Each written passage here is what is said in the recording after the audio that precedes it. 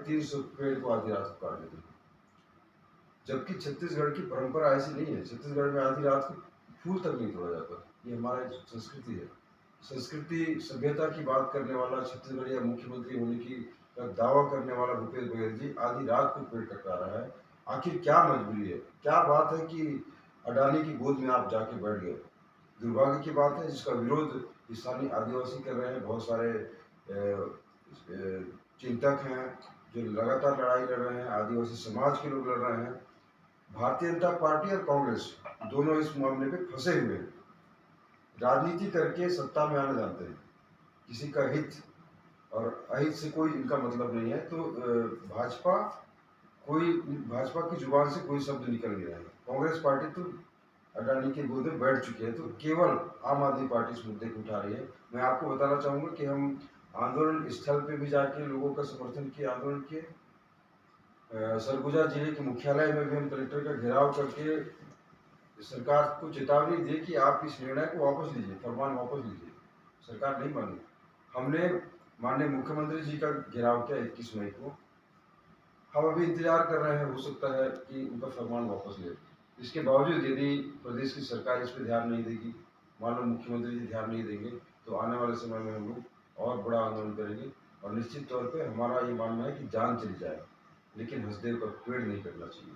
जी, जो मुद्दे, इसी मुद्दे को लेकर और भी बहुत सारे संगठन इस मुद्दे को लेकर आंदोलन कर रहे हैं और उसी कड़ी में ये आम आदमी पार्टी के जो लीडरान हैं हमारे, वो भी आंदोलन का पूरा तन मन से सहयोग कर रहे हैं। क्या लगता है आपको, ये आंदोलन जो है कहाँ तक हद तक सफल हो जाएगा? मतलब जैसे बाई चांस सरकार इसको दबाने की कोशिश करती है या कुछ ऐसा, कुछ आप लोग क्या आर पार की लड़ाई लड़ने के मूड में है क्या?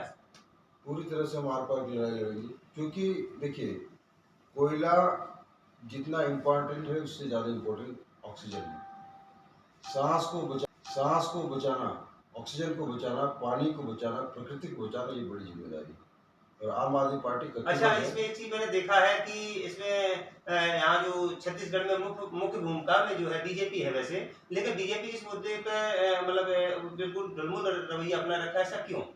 ढुलमुल नहीं है, उनका स्पष्ट है, वो बेचना चाहती है, पेड़ काटना। मतलब दोनों का क्लियर है, दोनों मिलके अडानी की गोद में जाके बैठ चुके हैं। अच्छा, आपकी पार्टी का अगला स्टैंड क्या है? मतलब जैसे अभी आगे चुनाव भी आने वाले हैं छत्तीसगढ़ में, तो उसके लिए आपको क्या आपका स्टैंड है आगे? क्या मतलब सब चीज चुनाव के लेकर आपका क्या मत है? चुनाव आप अच्छी तरह से फाइट करेंगे पूरे प्रदेश में? निश्चित तौर पे देखिए, लोकतंत्री व्यवस्था है, हम राजनीतिक पार्टी हैं। छत्तीसगढ़ के सारे 90 विधानसभा में चुनाव लड़ेंगे और मजबूती से लड़ेंगे। और प्रदेश की जनता ने तय कर लिया है कि कांग्रेस पार्टी और भारतीय जनता पार्टी दोनों के इतर विकल्प चाहिए। और दिल्ली और पंजाब में जिस तरह से आम आदमी पार्टी काम कर रही है, छत्तीसगढ़ के लोग भी चाह रहे हैं कि ईमानदार सरकार छत्तीसगढ़ में हो। और उसकी तैयारी आम आदमी पार्टी के कार्यकर्ता कमर कस ही चुके हैं, लेकिन प्रदेश की जनता तय कर चुके हैं कि आने वाले समय में आम आदमी पार्टी की सरकार छत्तीसगढ़ में मिलेगी। शुक्रिया साथियों, हमारे प्रदेश अध्यक्ष कोमल हुपेंद्र जी ने अपनी बात रखी। उनके साथ में हमारे दूसरे साथी हैं यूथ विंग, जो आम आदमी पार्टी यूथ विंग के प्रदेश अध्यक्ष हैं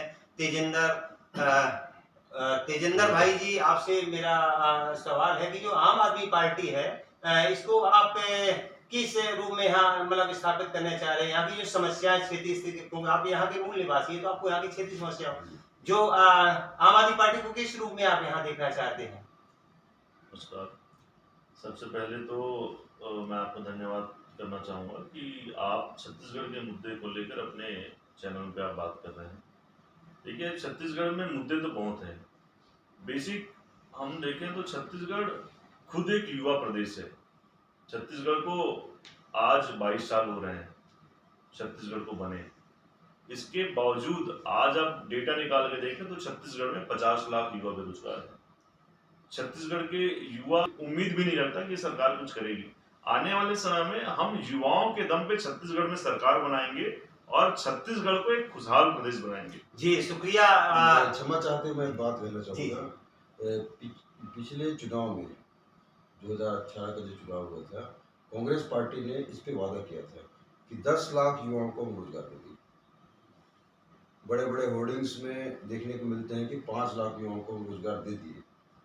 लेकिन विधानसभा में जब सवाल उठता है, मुख्यमंत्री जी खुद जवाब देते हैं, बोलते हैं कि 22,000 युवाओं को रोजगार दिए। अब सोचिए जो कांग्रेस पार्टी 10 लाख युवाओं को रोजगार देने की बात कर रही है, 3.5 साल हो गए, कितने युवाओं को रोजगार दिया? रोजगार नहीं दे पाया। रोजगार देना तो दूर, 2,500 रुपये बेरोजगारों को बेरोजगारी भत्ता देने की बात की थी। हम छत्तीसगढ़ के कोने कोने में जाके लोगों को पूछ रहे हैं, युवाओं को पूछ रहे हैं, किसी को मिला क्या? एक भी युवा को बेरोजगारी भत्ता नहीं मिला। इसका मतलब साफ है, ये छत्तीसगढ़ की कांग्रेस पार्टी सरकार छल करने वाली है, धोखा देने वाली है।